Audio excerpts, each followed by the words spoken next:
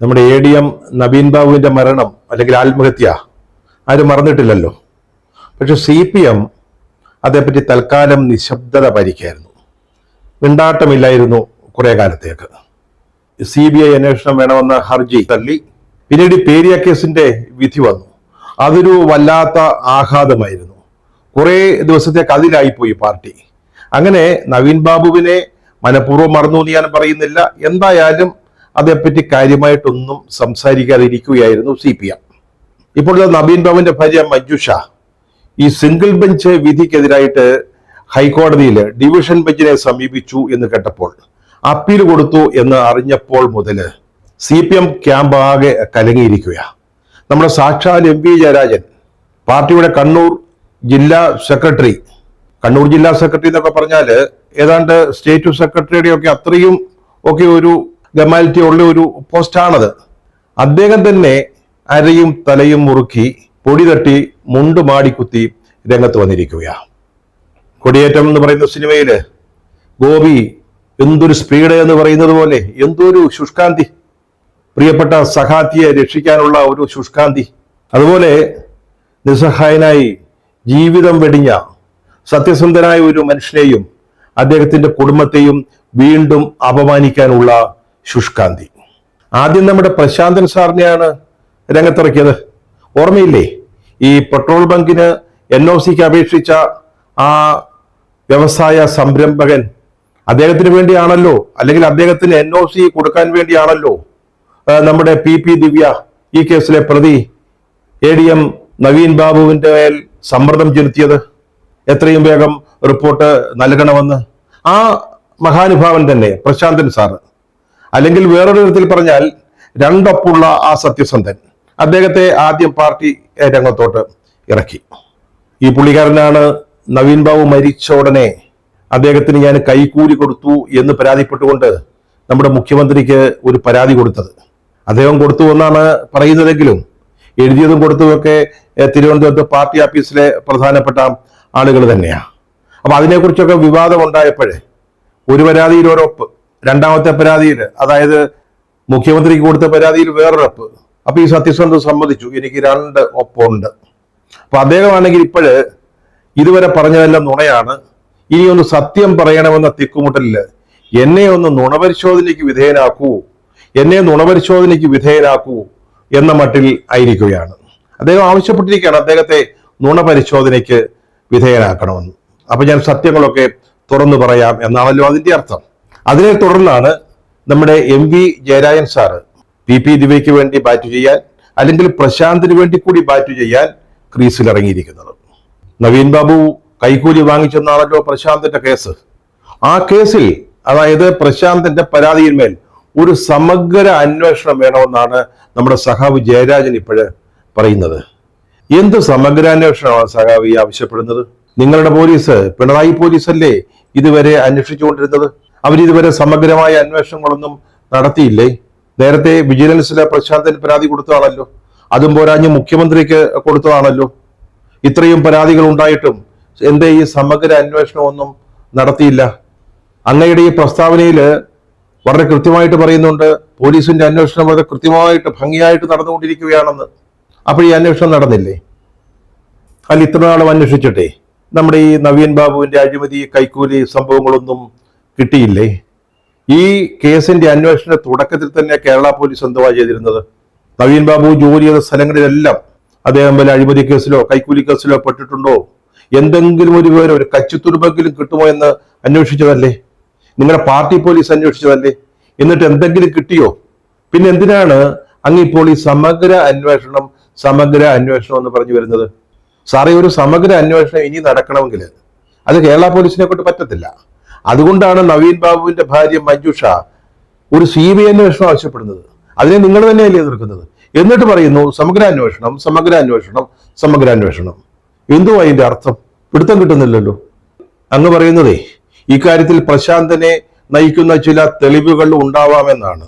സഖാവേ, ഈ 2 ഒപ്പുള്ള ഒരു സത്യാന്വേഷി, അദ്ദേഹത്തിന്റെ തെളിവുകൾക്ക് എന്ത് പ്രസക്തിയാണ് സാർ ഈ കേസിൽ ഇനിയുള്ളത്? ഇപ്പോഴ് മഞ്ജുഷ ഡിവിഷൻ ബെഞ്ചിൽ അപ്പീലുമായി ചെന്നപ്പോ CPM ആദിഭൂതി ഇളകിയിരിക്കുക. രക്ഷപ്പെട്ടു എന്ന് വിചാരിച്ചിരുന്നതാ. ഡിവിഷൻ ബെഞ്ചെങ്ങാനും CBIക്ക് കേസിന്റെ അന്വേഷണം വിട്ടാല് സംഗതികളൊക്കെ കുഴയും. കുഴച്ചൊക്കെ കുഴയുന്ന പോലെ കുഴയും. അത് പാർട്ടിക്ക് നന്നായിട്ട് അറിയാം. അപ്പൊ പിന്നെ വിചാരിച്ചു, എന്നാൽ ഈ എതിർകക്ഷിയെ, അതായത് മഞ്ജുഷയെ, നവീൻ ബാബുവിന്റെ കുടുംബത്തെ ഒന്ന് ഭീഷണിപ്പെടുത്താം, ഒന്ന് വെരിട്ടാം. അതാണ് ഈ പ്രസ്താവനകളുടെയൊക്കെ അർത്ഥം. പക്ഷെ സഖാവി അവരങ്ങനെ വരണത്തില്ല. അവരുടെ അച്ഛന്റെ അല്ലെങ്കിൽ ഭർത്താവിന്റെ സഹോദരന്റെ മാനം കാക്കാൻ വേണ്ടിയാണ് ഈ പോരാട്ടം നടത്തുന്നത്. അദ്ദേഹത്തിന് നീതി ലഭിക്കാൻ വേണ്ടിയാണ്. അത് മാത്രമല്ല, സത്യം അവരുടെ പക്ഷത്തുമാണ്. ഇത്തരത്തിലുള്ള പിത്തലാട്ടങ്ങള്, ഭീഷണിപ്പെടുത്തലുകള് അത് വിലപ്പോകുമെന്ന് തോന്നുന്നില്ല. ജയരാജൻ സഹവാദം ഒന്ന് മനസ്സിലാക്കിക്കാട്ടെ. CBI അന്വേഷണം എന്ന ആവശ്യം തള്ളിക്കൊണ്ടുള്ള ഈ സിംഗിൾ ബെഞ്ചിന്റെ വിധി സത്യം പറഞ്ഞാൽ അപ്രതീക്ഷിതമായിരുന്നു. കോടതി അത് അനുവദിക്കുമെന്നാണ് എല്ലാവരും കരുതിയത്. അതുകൊണ്ട് മാത്രം നമുക്ക് ജുഡീഷ്യറിയിലുള്ള വിശ്വാസം നഷ്ടപ്പെടുന്നില്ല. ആ വിധിയുടെ ഉദ്ദേശശുദ്ധി ആരും ചോദ്യം ചെയ്യുന്നുമില്ല.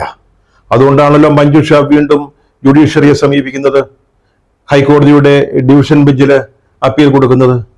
പക്ഷേ ഇവിടെ വിസ്മരിക്കാൻ പറ്റാത്ത ഒരു കാര്യമുണ്ട്. അതായത് ഈ സിംഗിൾ ബെഞ്ചിന്റെ വിധിയുടെ ഉദ്ദേശശുദ്ധിയെ കാര്യകാരണ സഹിതം ചോദ്യം ചെയ്തുകൊണ്ട് പലരും സോഷ്യൽ മീഡിയയിൽ പ്രതികരണങ്ങൾ നൽകിയിരുന്നു. അതേപ്പറ്റിയൊന്നും ആരും പ്രതികരിച്ച് കണ്ടില്ല. മഞ്ജുഷയുടെ അപ്പീൽ ഹർജിയിലെ ചില പ്രധാനപ്പെട്ട വസ്തുതകൾ ചൂണ്ടിക്കാട്ടുന്നുണ്ട്.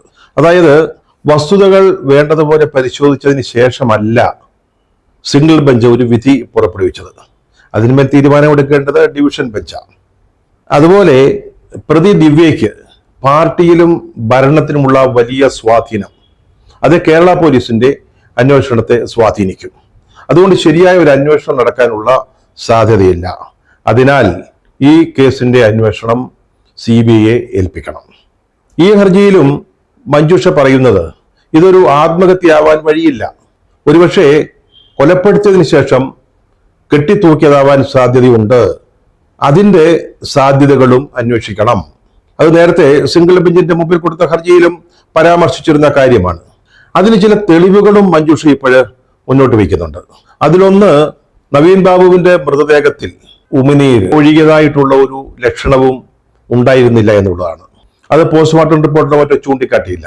സാധാരണഗതിയിൽ ഒരു ആത്മഹത്യ ഉണ്ടായാൽ മരിച്ചാളിന്റെ വയലിൽ നിന്ന് ഉമിനീരൊഴുകും. അതൊരു സ്വാഭാവികമായ ഒരു കാര്യമാണ്. അതിവിടെ ഉണ്ടായിട്ടില്ല. മറ്റൊന്ന്, അടിവസ്ത്രത്തിൽ കണ്ട രക്തക്കറ, അതിനെക്കുറിച്ച് പോസ്റ്റ്മോർട്ടത്തിൽ ഒരു പരാമർശമില്ല. സത്യം പറഞ്ഞാൽ വേണ്ട പോലെ പോസ്റ്റ്മോർട്ടം നടത്തിയിരുന്നെങ്കിൽ അത് ആ റിപ്പോർട്ടിൽ മെൻഷൻ ചെയ്യുമല്ലോ. പക്ഷെ അത് ഉണ്ടായിട്ടില്ല. പക്ഷെ അതിനുശേഷം ഒരു ഡോക്ടർ കൊടുത്തൊരു മൊഴിയുണ്ട്. അതായത് അത് മൂത്രാശയ കല്ല് മൂലം ഉണ്ടായതാവാം ഈ ചോരപ്പാട് അല്ലെങ്കിൽ രക്തക്കറ എന്ന്. അത് സ്വീകരിച്ചുകൊണ്ടാണ് സിംഗിൾ ബെഞ്ച് ഈ CBIയുടെ അന്വേഷണം എന്ന ആവശ്യം തള്ളിക്കളഞ്ഞിരിക്കുന്നത്. മറ്റൊരു പ്രധാന കാര്യം മഞ്ജുഷ പറയുന്നത്, ശരീരം, അതായത് മൃതദേഹം തൂങ്ങിക്കിടന്നതിനേക്കാൾ കൂടുതൽ സമയം നിലത്ത് കിടന്നിട്ടുണ്ടാവാം എന്നാണ്.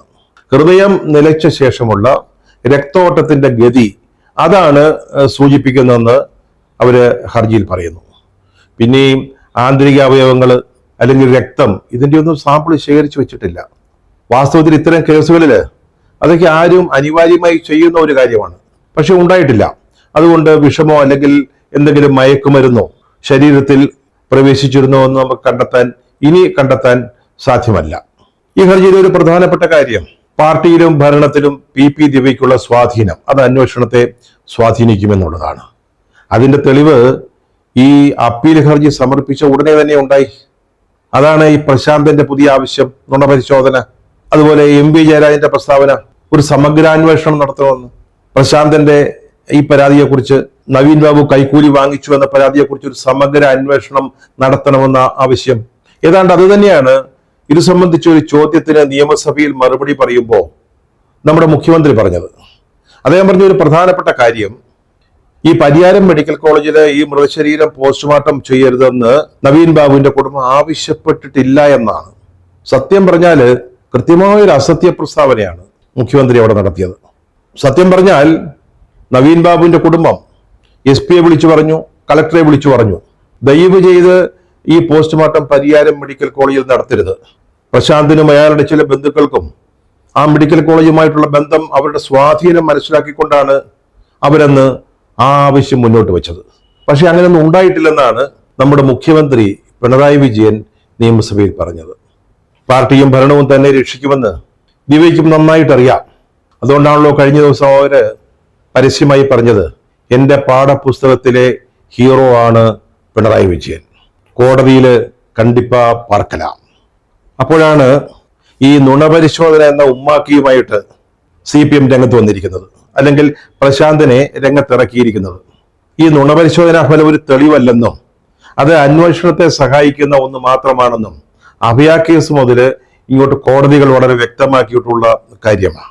അല്ലെങ്കിൽ തന്നെ എനിക്ക് 2 ഒപ്പുണ്ട് എന്ന് സമ്മതിച്ച ഒരു മഹാൻ, സത്യം പറഞ്ഞാല് സത്യസന്ധതയില്ലായ്മയ്ക്ക് ഇതിൽപ്പറ്റി ഒരു തെളിവ് വേണ്ട. ഒരാൾക്ക് 2 ഒപ്പം ഉണ്ടാവുക, ഇദ്ദേഹത്തിന് 2 ഒപ്പുണ്ടെന്ന് പറയുന്നത് ഇദ്ദേഹം തന്നെയാണ്. അത്തരത്തിലൊരാളിന്റെ നുണപരിശോധന, ആ നുണപരിശോധനയിൽ തെളിയുന്ന കാര്യം, അതിന് എന്ത് പ്രസക്തിയാണ് എന്റെ ജയരാജ സാറേ? ഒന്ന് ആലോചിക്കണ്ടേ? നമ്മുടെ ചില ആവശ്യങ്ങൾ മുന്നോട്ട് വെക്കുമ്പോൾ ജനങ്ങൾക്ക് ഇച്ചിരി ബുദ്ധിയുണ്ടെന്ന് ഒന്ന് ചിന്തിക്കണ്ടേ? പ്രശാന്തൻ 2 ഒപ്പമുള്ള മഹാൻ നുണപരിശോധനയ്ക്ക് വിധേയനാകുന്നു, എന്നിട്ട് അങ്ങേറി ചില സത്യങ്ങൾ തുറന്നു പറയാൻ പോകുന്നു. ആരെ പീഡിപ്പിക്കാനാണ് ഈ ഉമ്മാക്കി? ഇനി ഈ നുണപരിശോധന നിർബന്ധമാണെന്ന് വിചാരിക്കുക, അത് നിങ്ങൾക്ക് ചെയ്യാവുന്നതല്ല ഉള്ളൂ. കേരള പോലീസല്ലേ ഇപ്പോഴും ഇത് അന്വേഷിക്കുന്നത്, CBIക്ക് വിട്ടിട്ടില്ലല്ലോ. നിങ്ങൾ അന്വേഷിക്കുന്നേ, നിങ്ങൾ ഈ പ്രശാന്തിനെ വിളിച്ച് ഒരു നുണപരിശോധന നടത്തും. ഈ കള്ളന്മാർക്ക് കഞ്ഞി വെച്ചവന്മാരും ഈ നുണപരിശോധനയ്ക്ക് വിധേയമാവുകയാണെങ്കിൽ വാസ്തവത്തിൽ നമ്മുടെ ദൃശ്യത്തിലെ ജോർജ് കുട്ടി പോലെയാവും എന്ന് ആർക്കാണ് അറിയാൻ മേലാത്തത്? പ്രതിയായ ദിവ്യയെ രക്ഷിക്കാൻ പല സൂത്രപ്പണികൾക്കും CPM അണിയറയിൽ ഒരുക്കം കൂട്ടുന്നുണ്ടായിരിക്കുമല്ലോ. അത് നമുക്കെല്ലാവർക്കും മനസ്സിലാവുന്ന ഒരു കാര്യമാണ്. അതിനൊരു സ്പേസ് കിട്ടാൻ വേണ്ടിയാണ് ഇപ്പോൾ ഈ സമഗ്ര അന്വേഷണം എന്ന് പറയുന്ന പൊള്ളയായ ഒരു ആവശ്യവുമായി.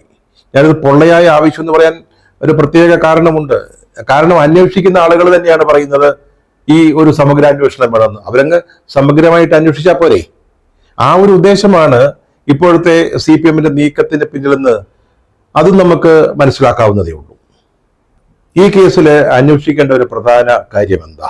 അതായത് എന്തുകൊണ്ടാണ് പ്രശാന്തന്റെ ഈ അപേക്ഷയിന്മേൽ, NOCക്ക് വേണ്ടിയുള്ള ഈ അപേക്ഷയിന്മേൽ പെട്ടെന്നൊരു തീരുമാനമെടുക്കുന്നതിന് ജില്ലാ പഞ്ചായത്ത് പ്രസിഡന്റായിരുന്ന CPMന്റെ ഒരു പ്രധാന ജില്ലാ നേതാവായ PP ദിവ്യ ADM നവീൻ ബാബുവിന്റെ മേൽ സമ്മർദ്ദം ചെലുത്തി? ഈ പമ്പ് സ്ഥാപിക്കാനുള്ള സ്ഥലം എത്രയും വേഗം സന്ദർശിച്ച് പെട്ടെന്ന് ഒരു റിപ്പോർട്ട് നൽകണമെന്ന് അവര് ADMനോട് ആവശ്യപ്പെടാനുള്ള കാരണം എന്താണ്? ഇതൊന്ന് അന്വേഷിച്ചാൽ മതി, അതിന്റെ വിശദാംശം കൊണ്ടൊന്ന് കിട്ടിയാൽ മതി. ഈ കേസിന്റെ പിന്നിലെ എല്ലാ രഹസ്യങ്ങളും ചുരുളഴിയും. നവീൻ ബാബു ആത്മഹത്യ ചെയ്തതാണോ അല്ലയോ, അല്ലെങ്കിൽ എന്തുകൊണ്ട് ആത്മഹത്യ ചെയ്തു, അതെല്ലാം ഉത്തരം കിട്ടാൻ ഈ ചോദ്യത്തിന് ഉത്തരം ലഭിച്ചാൽ മതി. അത് പക്ഷേ കേരള പോലീസ് അന്വേഷിച്ചാൽ കിട്ടില്ല സാറേ. അവരത് അന്വേഷിക്കില്ലല്ലോ. പിണറായി വിജയന്റെ അല്ലേ പോലീസ്, P ശശിയല്ലേ പോലീസിനെ നിയന്ത്രിക്കുന്നത്. ആ പോലീസ് അന്വേഷിച്ചാല് ഈ പറഞ്ഞ ചോദ്യങ്ങൾക്ക് ഉത്തരം കിട്ടില്ല. അതുകൊണ്ടാണ് മഞ്ജുഷ ഒരു CBI അന്വേഷണം എന്ന ആവശ്യത്തിൽ പിടിച്ചു നിൽക്കുന്നത്. ജയരാജ, നിങ്ങൾക്ക് പ്രിയപ്പെട്ട സഹാത്തി കുറെ ദിവസം ജയിലിൽ റിമാൻഡിൽ കഴിഞ്ഞു. അതിൽ നിങ്ങൾക്ക് പകയുണ്ടാവാം, അനിഷ്ടമുണ്ടാകാം, ദേഷ്യമുണ്ടാവാം. അതൊക്കെ നമുക്ക് മനസ്സിലാക്കാം. ഈ കേസിന്റെ അന്വേഷണം CBIയുടെ കൈകളിലേക്ക് പോകരുതെന്ന് നിങ്ങൾ വല്ലാതെ ആഗ്രഹിക്കുന്നുണ്ട്. അതും നമുക്ക് മനസ്സിലാവും. പേരിയ കേസിന്റെ അനുഭവമൊക്കെ നമ്മുടെ തൊട്ടു മുമ്പിൽ ഉണ്ടല്ലോ. അപ്പൊ ആ CBI അന്വേഷണത്തെ തടയുന്നതിന് നിങ്ങൾക്ക് കഴിയാവുന്നത് എല്ലാം ചെയ്തോളൂ. പക്ഷെ ഒരപേക്ഷയുണ്ട്, നിങ്ങൾ ഈ നവീൻ ബാബുവിന്റെ കുടുംബത്തെ ദയവായി വെറുതെ വിടുക. നിങ്ങൾ CPM ആ കുടുംബത്തിനൊപ്പം നിൽക്കുകയൊന്നും വേണ്ട. അതിലെ പൊട്ടത്തരമൊക്കെ ഞങ്ങൾക്ക് അന്നേ മനസ്സിലായതാ. പക്ഷേ ആ കുടുംബത്തെയും ജീവിതം അവസാനിപ്പിച്ചു പോയ ആ കുടുംബനാഥനെയും ഇനിയും അപമാനിക്കാതിരിക്കുക.